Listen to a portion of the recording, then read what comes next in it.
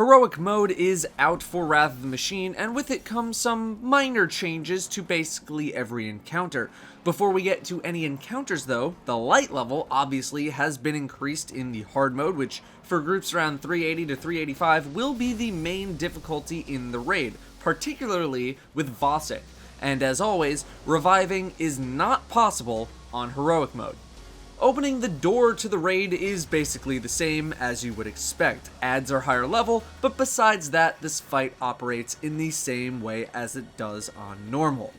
Vosik has 3 major changes.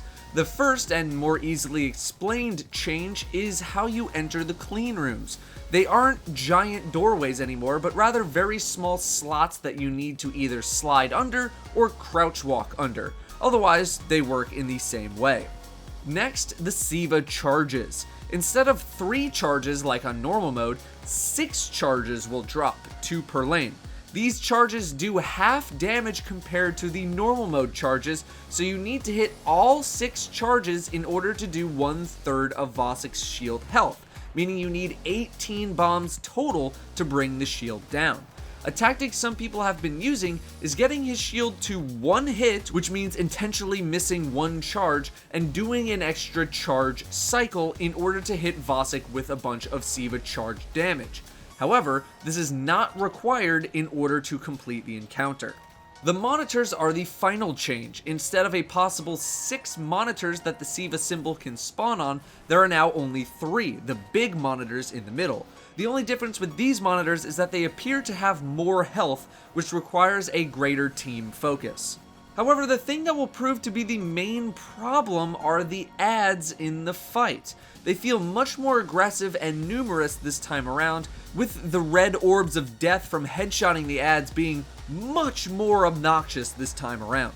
All of that combined with the fact that all players need to grab a charge now, and this can make for a very lethal fight. Try to play safer than you usually do on this fight because of this. My team originally went in with boss killing weapons like Sleeper Simulant and Black Spindle, but Outbreak Prime makes this encounter much easier during all other parts of it. Fortunately, Outbreak Prime is still a really good weapon for boss damage, although you might have to 3-cycle the boss instead of maybe 2, which is the least of your problems. As soon as the Shank phase hits, which is basically when you bring the boss under 50% health, things get much easier to handle, although you do need to make sure that you don't get caught by an exploding Shank while throwing charges. The raid chest armor itself is also a good idea if you are not already wearing it. Taking half damage while holding a Siva charge will save your life at some point. Next, we'll move to the Siege Engine, Death Zamboni, whatever. There are no significant changes to this encounter. The light levels of the ads are higher than in normal mode, which means everything that normally killed you is going to kill you much faster. The main killers in this fight aren't even the ads, they're the catches that bring in the fallen. The shock grenades and the main guns on the catch itself will dominate you and your team. For the first 2 ships that fly in, that's the one that drops the parts and the one after that, it's not a bad idea to get your team to focus fire the guns on the front of the catch so that they're not a problem anymore.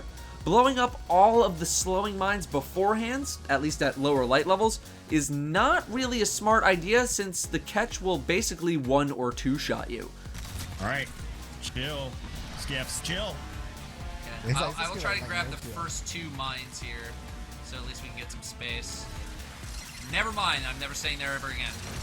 Around the time that Nexus spawns, or basically as you get back towards the Siege Engine, a catch will drop off a Perfected Walker. The Perfected Walker is not special in any way other than it exists and you should probably kill it so that you can make it up the ramp much safer. That being said, it is as deadly as any other Perfected Walker.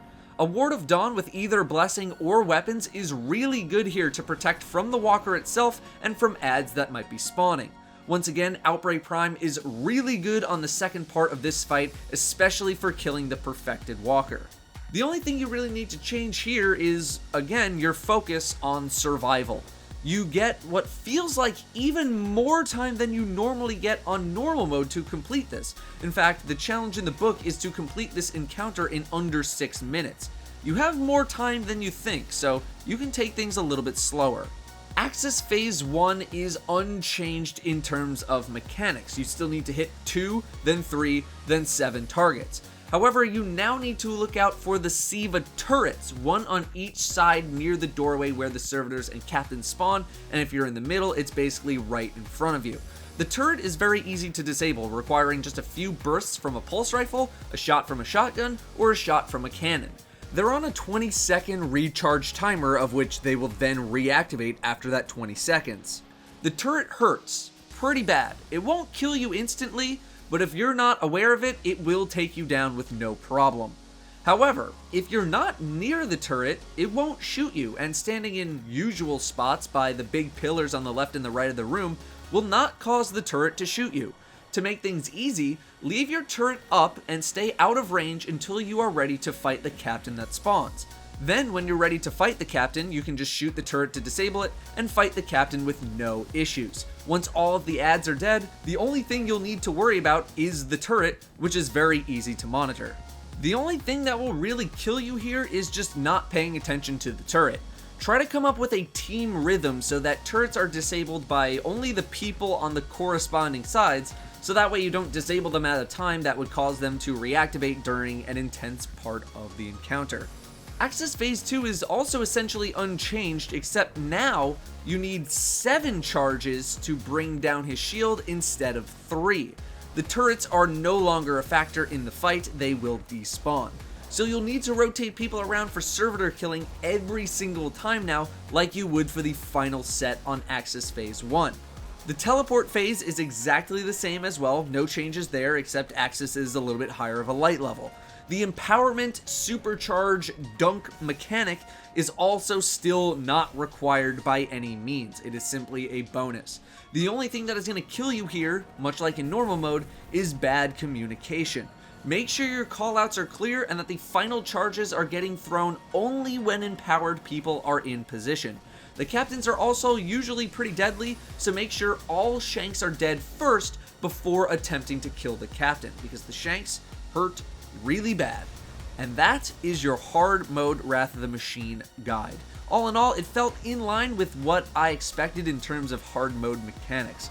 Nothing was really too surprising, although I was surprised at how difficult Vosik ended up becoming. Vosik is probably now the hardest fight in Wrath of the Machine, at least on Heroic. Very intense fight, very deadly fight that requires good communication as well. I might explore my thoughts a little bit more in another video, but I just wanted to keep this video more of a guide as opposed to guide and thoughts. Thank you guys very much for watching, and I'll see you all in the challenge modes whenever they show up. I'm just staying down here. I'll let my mites do the work. What a benevolent god. Okay. Okay. He was full health and he's like, not anymore, not anymore. Kappa health. Look at me shimmy. No, he's still up there. Okay. 15. Oh, no! No! His cannon blocked the way.